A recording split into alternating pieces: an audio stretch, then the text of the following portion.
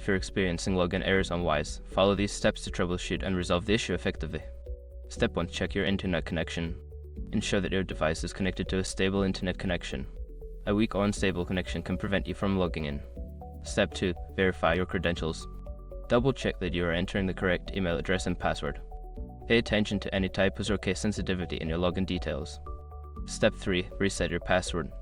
If you can't remember your password or suspect it may be incorrect, use the Forgot Password link on the login page to reset it.